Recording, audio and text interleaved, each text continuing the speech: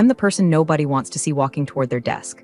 I'm the Chief Ethics and Compliance Officer at a Series B tech startup outside Boston, which basically means I'm the designated adult in a daycare center run by toddlers in Patagonia vests. My job is to tell 20-something millionaires that, no, you cannot expense a trip to Tulum as team building if the only team member you took was your mistress. I don't smoke. I don't drink before 6 p.m. and I treat the FCPA, Foreign Corrupt Practices Act, like scripture. But nothing prepared me for Nate. Nate was the founder's son.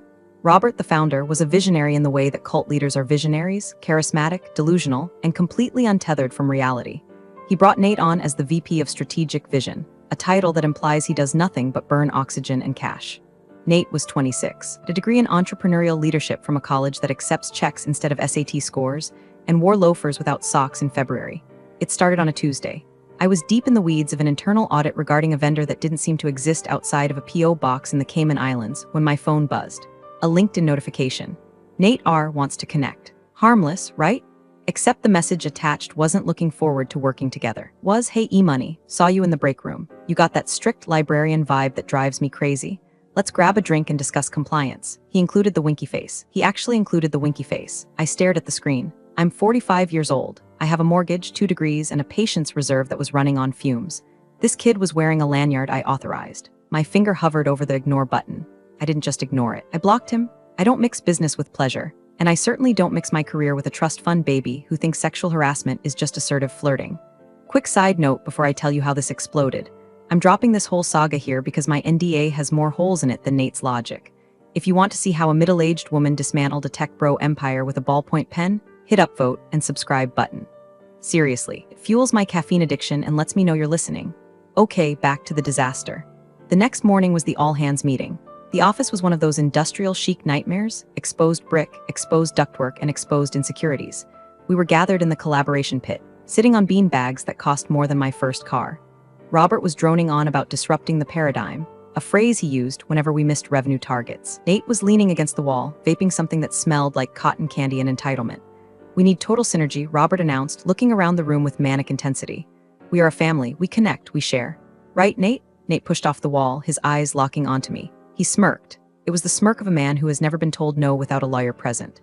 Funny you say that, Dad, Nate said, his voice loud enough to cut through the hum of the HVAC. Some people here aren't really into the family vibe.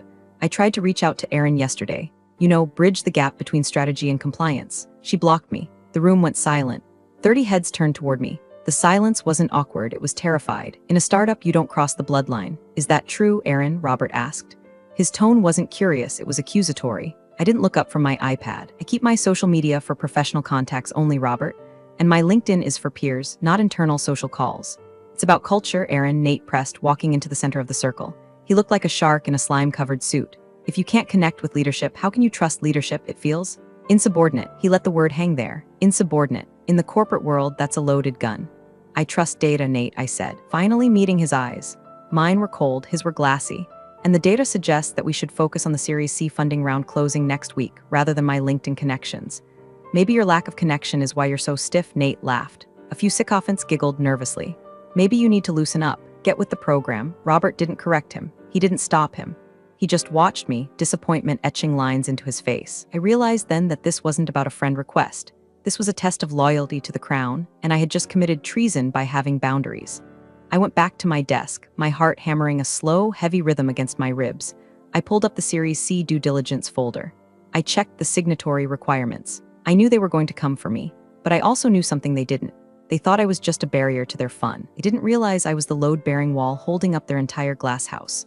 I opened a fresh email draft. Subject, documentation of interaction N. Roberts. If they wanted a war, I'd bring the ammunition. But I had no idea that by Friday, I wouldn't just be fighting for my job. I'd be fighting to stay out of prison for a crime I didn't commit. Friday arrived with the grim inevitability of a tax audit. The air in the office was thin, charged with static and gossip.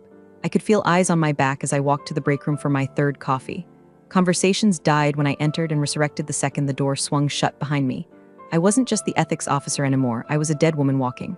At 2:00 p.m., the calendar invite appeared. Quick sync Robert's office. No agenda. No HR representative listed. Just me, the king, and the prince. I walked into Robert's office. It was a glass fishbowl overlooking the Charles River, designed to intimidate. Robert sat behind a desk made of reclaimed wood that probably cost more than the GDP of a small island nation. Nate was sitting on the corner of the desk, swinging his legs, scrolling on his phone. He didn't look up. "Sit down, Aaron," Robert said. He didn't offer me water. I sat. I kept my posture perfect, spine straight, hands folded in my lap. I was wearing my armor, a navy blazer, and a face that gave away absolutely nothing. "We've been doing some thinking," Robert started, leaning back and clasping his hands behind his head. "About the trajectory of Nebula Tech. About the energy we need to get to the next level." "Energy," I repeated, my voice flat. "Yeah, energy," Nate chimed in, finally looking up. His eyes were bloodshot. "Vibe, flow. You're a blocker, Aaron. You're always talking about regulations and risk. Kills the momentum." "My job is risk mitigation, Nate," I said calmly. "It's not supposed to be fun, it's supposed to be legal." "See," Robert pointed a finger at me like I'd just confessed to murder. "That attitude, it's toxic. We're disruptors, Aaron. We move fast and break things. You're the glue that's drying too hard. You're stiff." And that display on Wednesday? Refusing to connect with a senior executive. It showed a fundamental lack of trust. I refused a sexual proposition sent via a professional platform. I corrected him. I kept my voice level, but the temperature in the room dropped 10 degrees. Nate laughed, a harsh, barking sound. "Wow, you're delusional. It was a joke, Aaron. God, you're hysterical. This is exactly what we mean. You're not a culture fit." Robert slid a thick manila envelope across the desk. "We're terminating your contract, effective immediately. For cause subordination and creating a hostile work environment." For cause, that meant no severance, no unemployment. They were stripping me bare. However, Robert continued, his voice taking on an oily sheen. "Because we value your past contributions, we're willing to offer a transition package. 3 months' pay. All you have to do is sign this." He tapped a document on top of the pile. A standard NDA, or so it looked. I glanced at the text upside down. It was draconian. It barred me from speaking to investors, employees, or the press. It essentially erased my existence at the company. "I'm not signing anything without my lawyer reviewing it," I said, standing up. "Take it or leave it," Nate sneered. "Walk out that door without signing and you get zero. And we'll make sure every tech company in Boston knows you're difficult." I looked at Robert. He was weak, led by the nose by his idiot son. I looked at Nate. He was gloating, thinking he had won. And then it hit me. The date. Today was October 14th. The Series C funding round, a $50 million injection led by the notoriously strict Archer Capital, was scheduled to close on October 20th. Next Thursday. I knew the term sheet for Archer Capital better than I knew my own medical history. I had drafted the compliance section myself. Clause 14B, conditions precedent to closing. It stated in bold, an ambiguous font, that the company must have a designated chief ethics and compliance officer in place, and that specific officer must sign the certificate of good standing and ethical compliance 48 hours prior to the wire transfer. And not just any officer. The term sheet explicitly named me. Aaron S., current CECO. If they fired me for cause today, they would be in breach of the term sheet by Monday. If they tried to replace me, they'd have to notify Archer Capital, triggering a reopening of due diligence, which would kill the deal. They didn't know, they hadn't read the fine print, they were too busy disrupting to read the contracts I wrote. A slow, cold smile spread inside my chest. It didn't reach my face. "Okay," I said softly. "Okay," Robert blinked. "I accept my termination. I'll pack my things." "What about the NDA?" Nate demanded, holding out a pen. "I'll think about it," I said. "Right now, I'm just going to leave." "You walk out, you get nothing?" Nate yelled as I turned my back. "We'll see," I whispered to the glass door. I went to my desk. I didn't pack everything. Just my framed degree, my favorite plant, and most importantly, my hard drive containing the encrypted backups of every email Nate had ever sent. Security escorted me out 10 minutes later. As the heavy glass doors hissed shut behind me, cold Massachusetts air hit my face. It felt clean. I pulled out my phone. I didn't call a lawyer. I didn't call my husband. I opened my calendar and set a reminder for Wednesday, October 19th. The day the money is supposed to move. I got in my car, turned on the heated seats, and drove home in silence. They wanted me to be invisible? Fine. I'd vanish. And I'd take their $50 million with me. For the first time in 15 years. Didn't set an alarm on Monday morning. I woke up naturally at 7 o'clock a.m., the pale autumn light filtering through the blinds of my home office in Brookline. My house was silent, ordered and sane. Everything Nebula Tech was not. I made a pot of French press coffee, not the sludge from the office Keurig, and sat down at my personal laptop. I didn't log into Slack. I didn't check my work email, which was already deactivated, I assumed. I went ghost. To the world, Aaron the CECO no longer existed. But Aaron the strategist was just clocking in. I pulled up the saved PDF of the Series C term sheet final draft V4. PDF. I scrolled past the valuation tables, past the equity splits, down to the boring, dense paragraphs at the end that visionaries like Robert skimmed over. There it was. Clause 14B. Company warrants that the position of Chief Ethics and Compliance Officer, CECO, shall be held by Aaron S. continuously through the closing date. The closing shall be contingent upon the receipt of a compliance certificate signed by the SECO, attesting to no material breaches of the company's anti-corruption policy. Any change in the SECO personnel within 30 days prior to closing must be approved in writing by the lead investor Archer Capital. I took a sip of coffee. Tasted like victory. They hadn't just fired an employee, they had fired the ignition key to their engine. I spent the day gardening. I ripped out dead weeds with a vicious efficiency. Every time I yanked a root, I pictured Nate's smug face. By noon, my garden bed was pristine. Inside, my phone started buzzing. First, it was generic calls from the office. Probably HR trying to get my parking pass back. I let them go to voicemail. Then, texts from colleagues. Aaron, are you okay? Nate is walking around like he owns the place. They're saying you quit? WTF? I didn't reply. Silence is a weapon. If you don't feed the fire, they panic. By Tuesday, the narrative shifted. I checked LinkedIn from an anonymous burner account. Nate had posted a photo of himself in my old office. My plant was gone, replaced by a neon sign that said hustle. His caption, sometimes you have to trim the fat to let the muscle grow. Big things coming this week. #Series C #New Era #Leadership. He had also announced a new partnership. Excited to onboard Vandelay Strategic Solutions as our new compliance partners.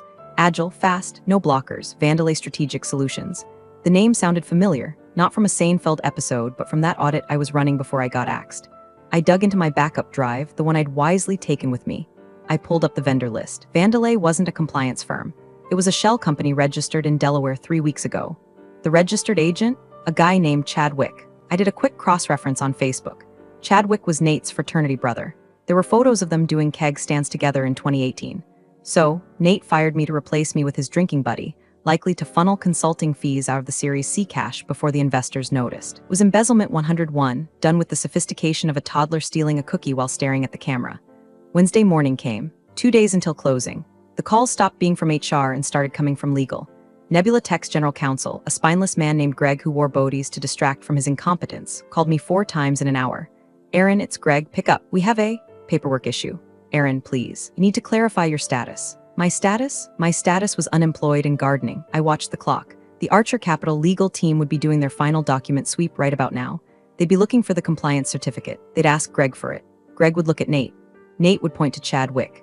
And Archer Capital would look at the term sheet, see my name, and ask the question that would bring the whole house of cards down. Where is Aaron? I poured a glass of Sauvignon Blanc. The sun was setting, the trap was set. Now I just had to wait for the snap. Thursday morning, the day before the closing, my phone was now vibrating so constantly it was moving across the kitchen counter on its own. It wasn't just Greg anymore, it was Robert.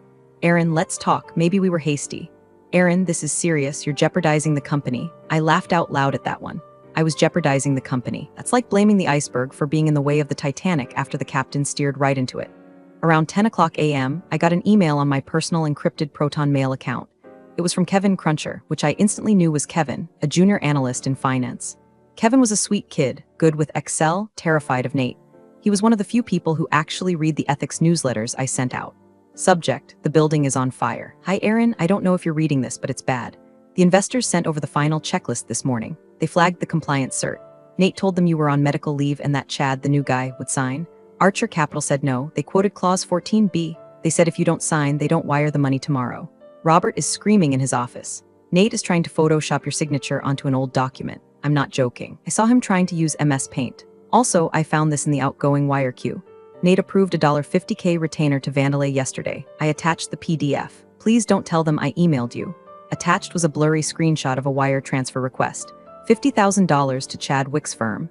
Nate wasn't just incompetent. He was actively committing fraud while the investors were watching. He was trying to forge my signature. That crossed the line from civil suit to federal indictment. I picked up my phone, not to call Robert, not to call Greg. I called the number on the business card I had kept in my Rolodex for 3 months. Archer Capital, Legal Department, a crisp voice answered. This is Aaron S., I said, my voice steady as steel. I believe your general counsel, Marcus Thorne, is looking for me. There was a pause, then a flurry of typing. Hold for Mr. Thorne immediately. Marcus came on the line 10 seconds later. Aaron, we've been told you're in the hospital with a severe case of exhaustion. I was about to send flowers. I'm currently gardening, Marcus, and the only thing exhausted is my patience for fraud. Interesting, Marcus said. His tone shifted from polite to predatory. Our term sheet requires your signature. Nebula Tech is claiming you're unavailable but technically still employed. I was terminated last Friday for cause. No severance, I have the termination letter. Terminated? Marcus sounded like he just tasted bad milk. That's a material breach of the pre-closing conditions. And who is this Chad Wick? That, I said, is a longer story. Meet me at the Tap Bakery in Harvard Square in an hour. Bring a notary. I'm leaving now, Marcus said. I hung up. I went upstairs and changed. The gardening clothes came off. I put on my board meeting suit, charcoal gray, sharp lapels, killer heels. I grabbed the binder containing the termination letter, the printouts of Nate's harassment, and the fresh screenshot Kevin had sent me of the wire transfer. I wasn't going to the bakery to negotiate.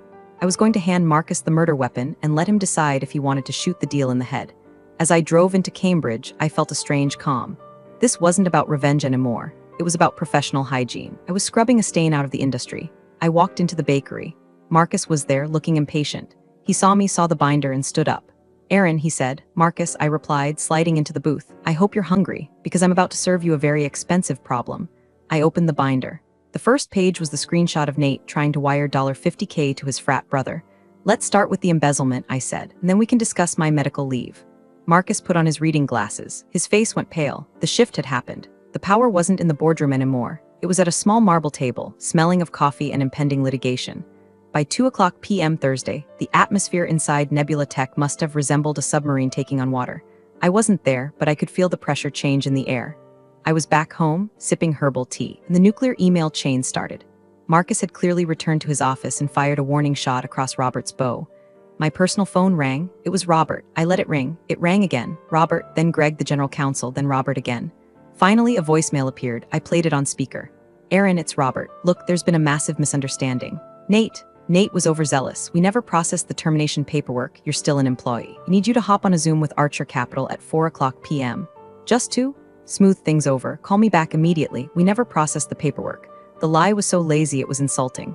I had the signed letter in my hand. I didn't call back. At 3:30 p.m., Kevin texted me again. "Dude, Robert is sweating through his shirt. He just yelled at HR to unfire you in the system.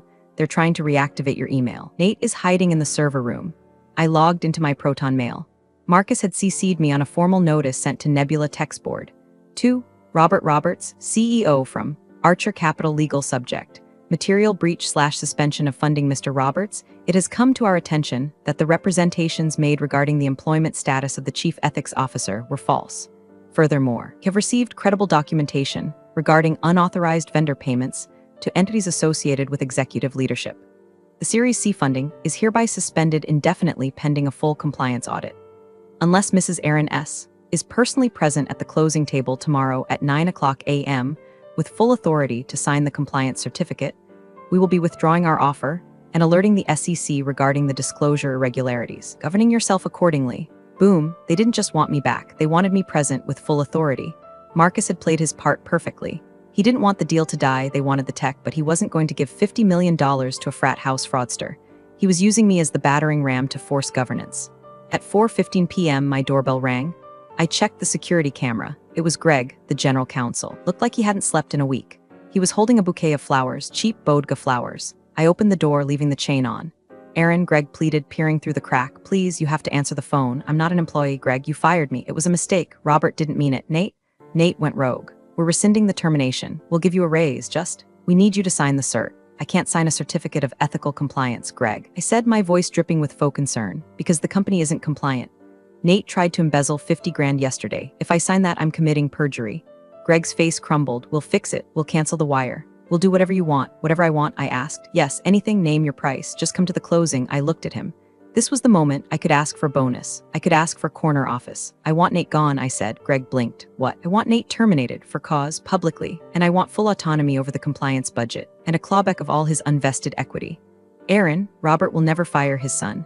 Then Robert will never get his $50 million, I said, "and you can tell him that when the SEC knocks on the door, I'll be the one opening it." I closed the door in his face. The trap was tight. The only way out was for Robert to sacrifice his golden boy. It was biblical. It was tragic. It was absolutely necessary.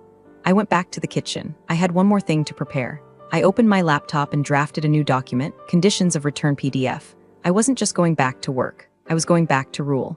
Thursday night was a long, dark vigil. The city of Boston slept, but I knew the lights on the 14th floor of the Nebula Tech building were blazing. My terms had been delivered via Greg. I could imagine the screaming match happening in the glass fishbowl. Robert, torn between his ego, his son, and his greed. Nate, realizing that his vibes and hustle couldn't save him from a federal fraud statute. At 11:45 p.m., my phone lit up. Incoming call, Nate Roberts. I stared at it, the audacity, the sheer unmitigated gall. I debated ignoring it, but curiosity is a powerful drug. I wanted to hear the fear. I swiped green but didn't speak. Aaron, his voice was cracked, high-pitched. The swagger was gone. He sounded like a child who had broken a vase. Aaron, are you there? I'm listening, I said. Look, I'm sorry, okay, about the LinkedIn thing. It was a joke. I didn't mean to offend you. I'm not offended, Nate. I'm legally obligated to report you. Don't do this, he begged. My dad? He's going to kill me. He said if the deal falls through, he's cutting me off. I have payments, Aaron. I have a lease on the Tesla. You can't ruin my life over a misunderstanding. You ruined your own life when you tried to wire investor money to a shell company, I said coldly. That wasn't a misunderstanding. That was theft. I can pay it back. We canceled the wire. Just sign the paper, please. We can work this out. I'll stay out of your way. I promise. It's too late for promises, Nate. You're a liability. An ethics officer identifies liabilities and removes them. You BTCH? He snapped, the fear turning instantly back to rage. You think you can dictate terms? My dad built this company. You're just I hung up. He hadn't changed. He was just scared. There is a difference between remorse and fear of consequences. Nate only felt the latter. 10 minutes later, a text from Robert. We accept. Be here at 8:30 a.m. 2 words, we accept. I didn't feel joy. I felt a heavy, cold satisfaction. Like setting a broken bone. It hurts, but it's the only way to heal. I spent the rest of the night prepping. I printed 3 copies of the revised compliance certificate. I printed the termination agreement for Nathan Roberts. I printed a board resolution granting the CECO veto power over vendor contracts. I ironed my white shirt until it was crisp enough to cut glass. I polished my shoes. This wasn't a meeting, it was a coronation. I slept for 4 hours. When I woke up on Friday, the sky was gray and spitting snow, early for October, but fitting. I drank my coffee black. I checked the mirror. The woman looking back wasn't the tired, harried compliance officer who blocked creeps on LinkedIn. She was a reaper in a blazer. I grabbed my briefcase. I grabbed my coat. I drove to the office. The security guard, old Mr. Henderson, looked surprised to see me. ID card isn't working, Miss Aaron, he said apologetically. Try it now, I said. He swiped it. The light turned green. Greg had reactivated me at 3:00 a.m. Welcome back, Henderson said, confused. Thanks, Hendo, I said. Keep the gate open. There's going to be an escort leaving shortly. I stepped into the elevator. I pressed 14. As the numbers climbed, I took a deep breath. Ding. The doors opened. The office was silent. Everyone was huddled in the kitchen, whispering. They looked up as I walked down the main corridor. Click-clack of my heels was the only sound in the room. I didn't look left or right. I walked straight to the boardroom. The glass walls were frosted now, the privacy mode engaged. I pushed the door open. Robert was there. Greg was there. The team from Archer Capital, Marcus in 3 suits were there. And Nate's chair, it was empty. The air in the boardroom smelled of stale coffee and fierce sweat. Robert looked 10 years older than he had last week. His eyes were sunken. His tie loosened. Greg was staring at the table like it was the most interesting mahogany he'd ever seen. Marcus, the Archer Capital lawyer, looked up. He gave me a barely perceptible nod. It wasn't friendly. Lawyers aren't friendly, but it was respectful. Game recognizing game. Miss S., Marcus said. We were concerned you wouldn't make it. Traffic was light, I said, placing my briefcase on the table. I didn't sit down. I stood at the head of the table, opposite Robert. Aaron, Robert croaked, glad you're feeling better. I feel fantastic, Robert, I said. Now, before we proceed with the Series C closing documents, we have some internal housekeeping to finalize. I opened my briefcase and slid a document toward Robert. What is this? Robert asked, though he knew. That is the separation agreement for Nate, I said, effective immediately. For cause, gross misconduct and attempted embezzlement. 0 severance. And a press release stating he is stepping down to pursue personal interests. Robert's hand shook as he picked up the pen.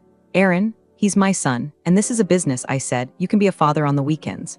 Right now you're a CEO asking for $50 million.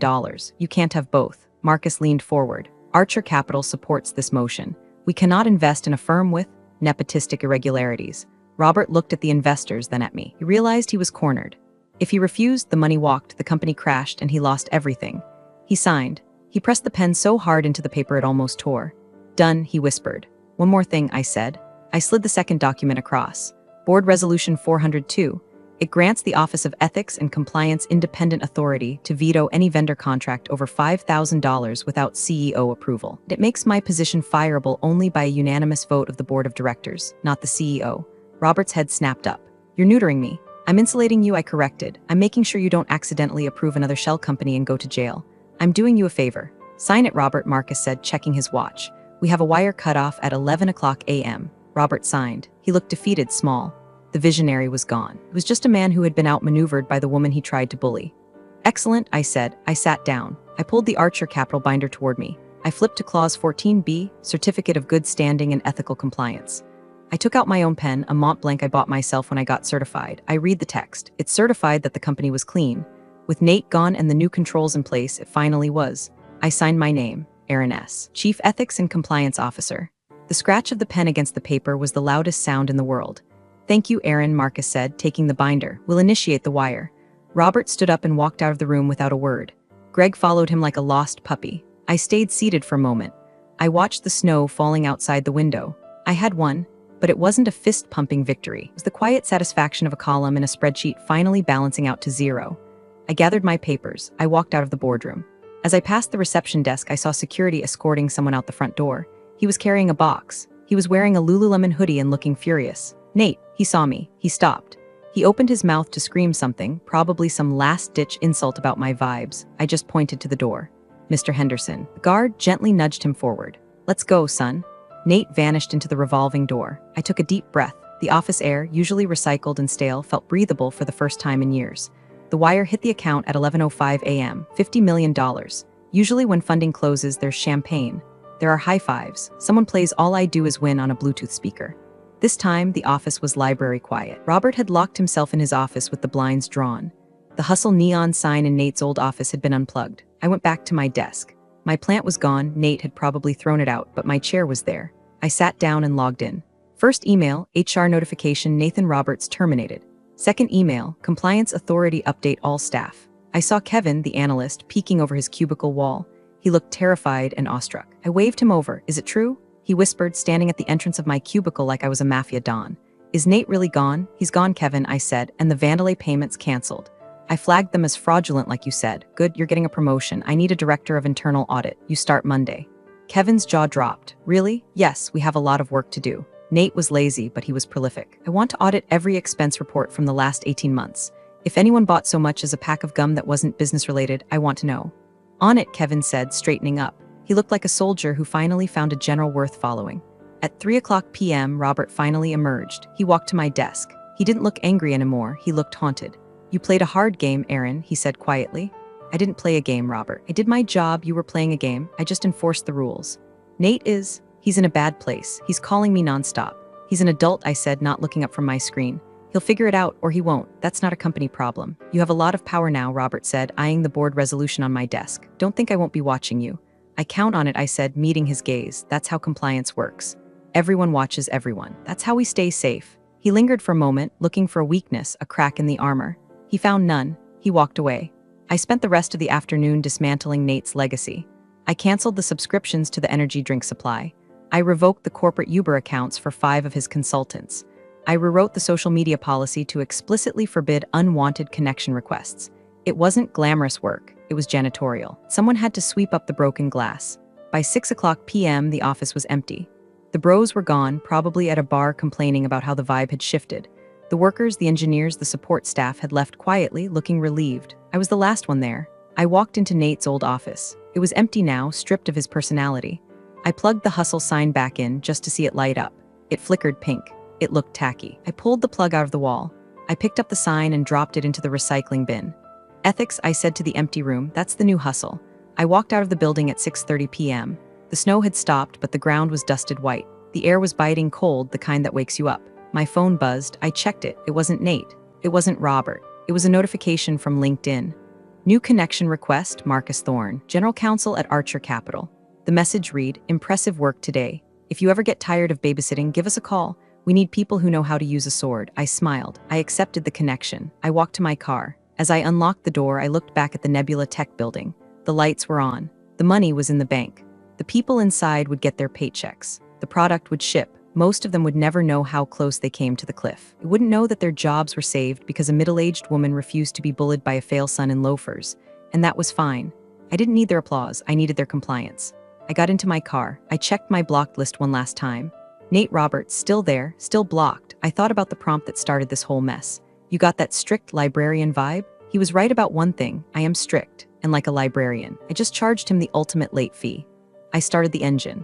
I put on some classic rock, Tom Petty, I won't back down. A cliche? Maybe, but I earned it.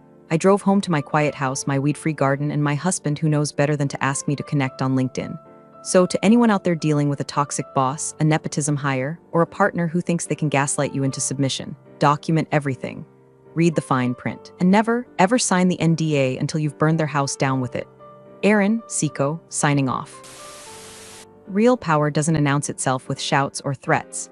Aaron showed us that quiet competence and unshakable integrity ultimately hold the real keys. You can try to fire the messenger, but but the truth always finds its way to the top. Never underestimate someone who plays the long game with principles. Appreciate you all for sticking through this one. See you in the next story.